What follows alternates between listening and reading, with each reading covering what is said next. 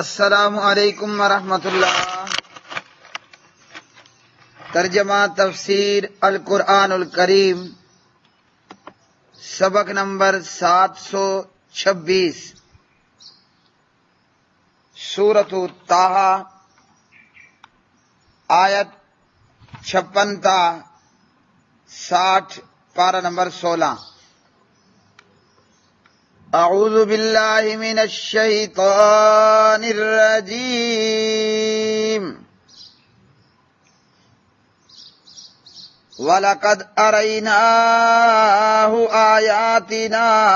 كُلَّهَا فَكَذَّبَ وَأَبَىٰ قَالَ أَجِئْتَنَا لِتُخْرِجَنَا مِنْ أَرْضِنَا بِسِحْرِكَ يَا مُوسَىٰ فَلَنَأْتِيَنَّكَ بِسِحْرٍ مِّثْلِهِ فَاجْعَلْ بَيْنَنَا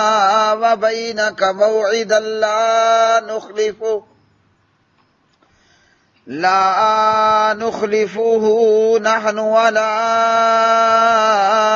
أنت مكانا سوى قال موعدكم يوم الزينة وأن يحشر الناس ضحى فتولى فرعون فجمع كيده ثم أتى۔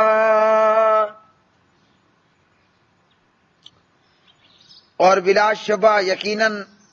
ہم نے اسے اپنی نشانیاں سب کی سب دکھلائیں، پس اس نے جھٹلایا اور انکار کر دیا۔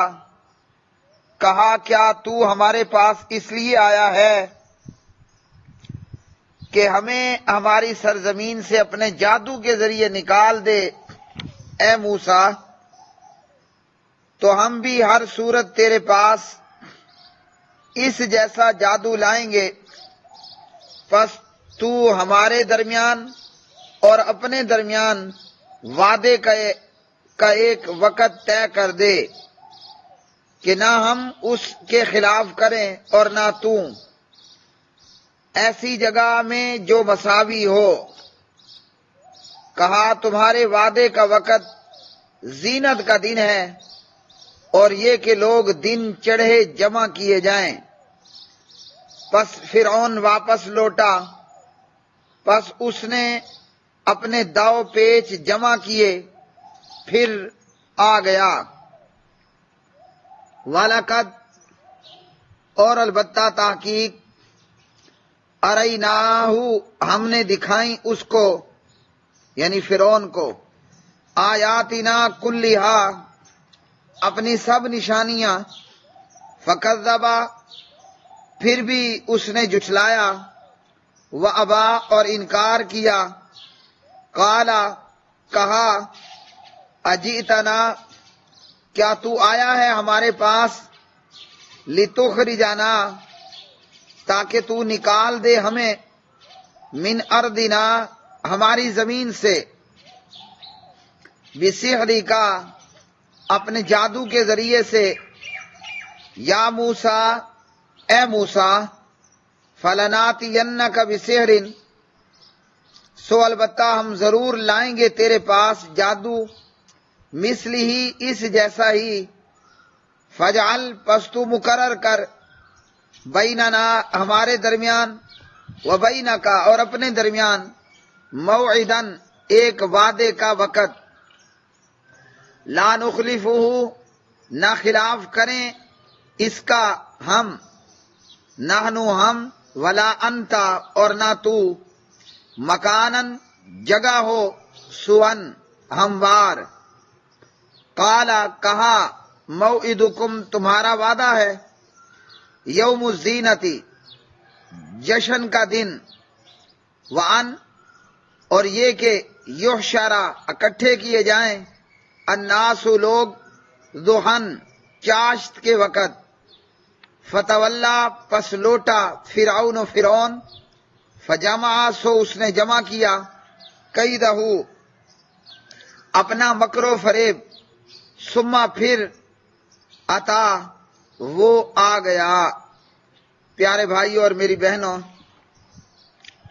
سورۃ طٰہٰ کی آیات بینات حضرت موسیٰ کلیم اللہ علیہ الصلاۃ والسلام اور جناب حضرت ہارون علیہ الصلاۃ والسلام فرعون کے دربار میں پہنچے تھے۔ فرعون کو دعوت دین، دعوت اللہ، لا الہ الا اللہ کی دعوت دینے اور ظلم و بربریت سے باز آنے کی دعوت دینے، لیکن فرعون نے انکار کر دیا اور جھٹلا دیا، یعنی لا الہ الا اللہ کی بات ماننے سے انکار کر دیا اور ظلم و دہشت گردی سے باز آ جانا، اس سے بھی انکار کر دیا۔ بلکہ حضرت موسیٰ اور ہارون علیہ السلام سے یہ کہنے لگا کہ جو کچھ آپ نے یہ پیش کیا ہے، یعنی آپ کا یہ سفید چمکتا ہوا ہاتھ یا اس لاٹھی کا اژدہا بن جانا، یہ جو آپ نے چیزیں پیش کی ہیں تو یہ محض جادو ہے، اور اس جادو کو لے کر آنے کی وجہ یہ ہے کہ تو حکومت اور بادشاہت اور سلطنت اور ملک چاہتا ہے،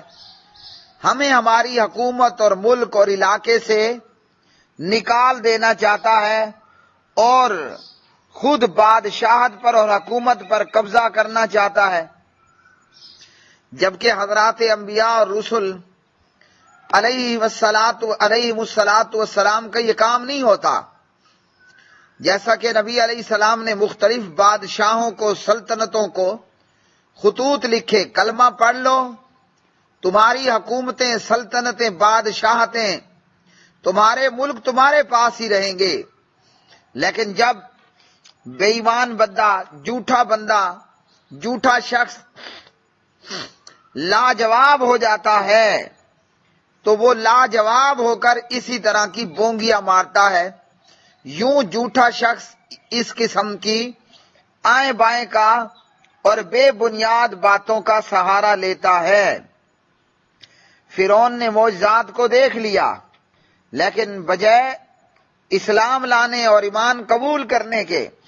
اس نے جھٹلایا اور انکار کر دیا۔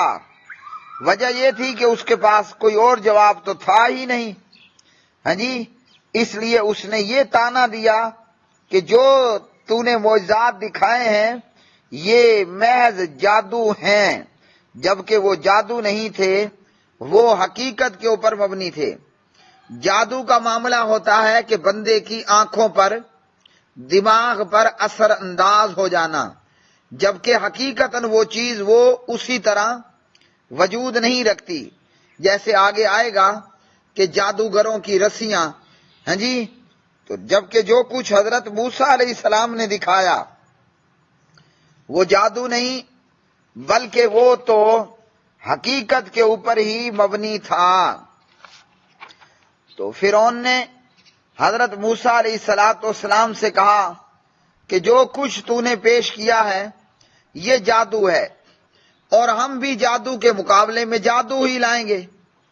تمہارے مقابلے کے لیے جادو لائیں گے، جادوگروں کو اکٹھا کریں گے،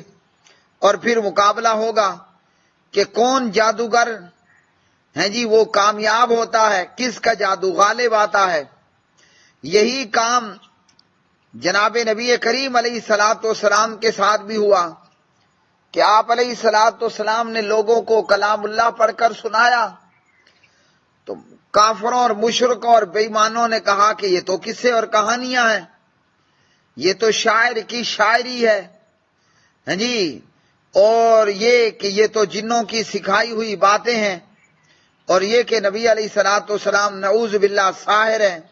جادوگر ہیں۔ اور یہی کام فرعون نے کیا کہ پیغمبر کے معجزات کو جادو قرار دیا، تو ظاہری بات ہے کہ جب معجزات جادو تو نعوذ باللہ پیغمبر بھی جادوگر ہوا۔ اس لیے فرعون بے ایمان کہنے لگا، اس لیے فرعون ملعون کہنے لگا کہ ہم تمہارے مقابلے میں جادو لائیں گے۔ اب یہ کہ ہمارے بیچ میں کوئی ایسا دن مقرر ہو ایسا وقت مقرر ہو، ایسی جگہ مقرر ہو جائے کہ جہاں ہم تمہارے مقابلے میں جادو اور جادوگروں کو لے کر آئیں، تو وہ دن مقرر کر۔ حضرت موسیٰ علیہ الصلوۃ والسلام نے کہا کہ وہ دن جشن کا دن ہوگا، زینت کا دن ہوگا اس دن میں۔ اور حضرت موسیٰ علیہ السلام بھی یہی چاہتے تھے کہ زیادہ سے زیادہ لوگوں کے پاس لا الہ الا اللہ کا پیغام پہنچے، زیادہ سے زیادہ لوگوں تک یہ معجزات پہنچیں، تاکہ وہ فرعون کو رب اعلیٰ ماننے سے انکار کر کے رب العالمین کو رب العالمین مان کر اشہد اللہ الہ الا اللہ پڑھ لیں اور کفر اور شرک کو چھوڑ کر اسلام اور ایمان کی طرف پلٹ آئیں۔ اب اللہ رب العالمین پیغمبروں کے لیے اور دائی اور تبلیغی کے لیے کیسے آسانیاں پیدا کر دیتا ہے۔ اگر حضرت موسیٰ علیہ السلام مصر کے لوگوں کو ایک گراؤنڈ یا ایک میدان میں جمع کرنا چاہتے تو وہ یہ کام نہیں کر سکتے تھے، لیکن جب سرکاری سطح پر اور حکومتی سطح پر لوگوں کو کہیں گراؤنڈ میں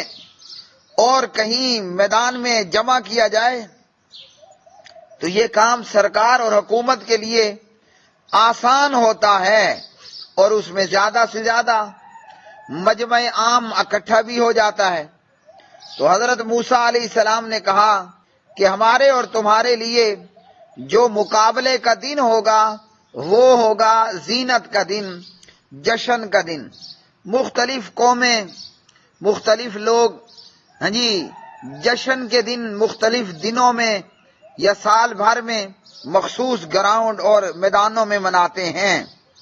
تو مصر کے لوگ بھی وہ بھی جشن کا ایک دن، یوم زینت کا ایک دن منایا کرتے تھے، اور یہ دن تب منایا جاتا جب دریائے نیل کی طغیانی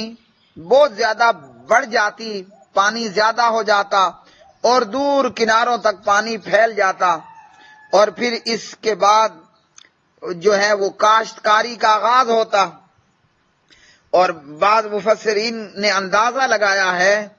کہ یہ جشن کا یا زینت کا دن 15 ستمبر کو لگایا جاتا تھا۔ بہرحال وہ کوئی بھی مہینہ یا کوئی بھی دن رہا ہوگا، جشن کا اور زینت کا دن ہوا کرتا تھا کہ جس طرح حکومتیں گراؤنڈ میں یا انہوں نے جشن کے لیے مختلف میدان مختص کیے ہوئے ہوتے ہیں۔ تو حضرت موسیٰ علیہ السلام نے کہا کہ جشن کے دن، زینت کے دن، جو تمہارے عید کا دن ہے اسی دن ہی یہ مقابلہ کر لیتے ہیں۔ یہ بات طے ہو گئی اور لوگوں کو اس دن میں سرکاری طور پر جمع ہونے کا حکم ہوا۔ تو جب سرکار کی طرف سے یہ اہتمام کیا گیا تو سینکڑوں اور ہزاروں اور لاکھوں لوگوں کی یہاں آمد ہوئی، اور پھر حضرت موسیٰ علیہ السلام کو بآسانی تمام لوگوں اور پبلک تک لا الہ الا اللہ کا پیغام پہنچانے کا موقع ملا، وہ چاہے قبطی ہوں یا فرعون اور آل فرعون ہوں، تمام مصر کے لوگوں تک۔ اب ایک بہت بڑی پبلک آ گئی، اگر کوئی اکا دکا پیچھے رہ بھی گیا ہوگا تو جہاں میلہ یا عید کے دن میں گراؤنڈ میں موجود لوگوں نے ان تک بھی یہ خبر پہنچا دی ہوگی کہ کیا حشر ہوا فرعون اور فرعون کے جادوگروں کا، اور کس طرح جیت ہوئی پیغمبر حضرت موسیٰ ہارون علیہ السلام اور ان کو اللہ کی جناب سے دیے گئے معجزات کا، کیسے لا الہ الا اللہ کی فتح ہوئی، اور کیسے کفر و شرک کے امام فرعون کی شکست ہوئی۔ جب زینت کا دن، جشن کا دن اور جگہ طے پا گئی تو فرعون واپس پلٹا، اس نے اپنے وزیروں مشیروں کو، اپنے داؤ پیچ کو جمع کیا اور مقابلے کے لیے پوری طرح تیاری کی، اور پھر وقت اور دن اور موقع اور جگہ جب یہ سب چیزیں طے تھی تو فرعون اپنے لاؤ لشکر سمیت، اپنے چیلوں چاٹوں سمیت اپنے جادوگروں سمیت اور ان جادوگروں کے جادو سمیت میدان میں آ کھڑا ہوا۔ اللہ اکبر! کیا منظر رہا ہوگا، کیا منظر رہا ہوگا کہ ایک طرف دنیا کا یہ بہت بڑا بے ایمان اور کافر فرعون، اور پھر اس میدان میں سینکڑوں ہزاروں کی صورت میں، لاکھوں کہہ لیں، فرعون اور آل فرعون، فرعون کے وزیر مشیر اور درباری، فرعون کے ہم نوالا ہم پیالہ، فرعون کو رب العالمین ماننے والے، فرعون کے بلائے گئے پورے مصر سے جادوگر اور ان کا جادو، اور مقابلے میں صرف اکیلے تنے تنہا ایک کلیم اللہ ہے اور ایک ان کے ساتھ دوسرے نبی اللہ ہیں، یعنی حضرت موسیٰ کلیم اللہ صلی اللہ علیہ وسلم اور حضرت ہارون صلی اللہ تعالی علیہ وسلم۔ ایک طرف اللہ کے دو پیغمبر تنے تنہا، نہ جن کے پاس کوئی دنیاوی وسائل ہیں، نہ دنیاوی قوت ہے، نہ شان، نہ شوکت، نہ جتھا، نہ جماعت، گروہ، کچھ نہیں ہے، صرف یہ دو اکیلے پیغمبر حضرت موسیٰ حضرت ہارون علیہ الصلاۃ والسلام صلی اللہ تعالی علیہ وسلم، اور موسیٰ علیہ السلام کو دیے گئے یہ معجزات ہیں، اور دوسری طرف فرعون کا اتنا بڑا لاؤ لشکر۔ اگر دنیا والوں کی نظروں سے دیکھیں تو آج تو اس میدان میں حضرت موسیٰ اور ہارون علیہ السلام کی شکل فاش واضح طور پر، لیکن ایسا نہیں ہوا۔ آگے کی آیات میں اللہ رب العالمین نے بتا دیا کہ میدان میں مارکا کیسے رہا، کس کی جیت ہوئی، کس کو فتح حاصل ہوئی، کون شکست خوردہ ہوا، کون عزت مندانہ طریقے پر کامیاب ہوا، اور کون پوری طرح بیست ہوا، یعنی ذلت اور شکست سے دوچار ہوا۔ اب میدان سج چکا ہے، میدان لگ چکا ہے، مصر کی بہت بڑی پبلک، نامعلوم سینکڑوں ہزاروں لاکھوں میں لوگ جمع ہیں۔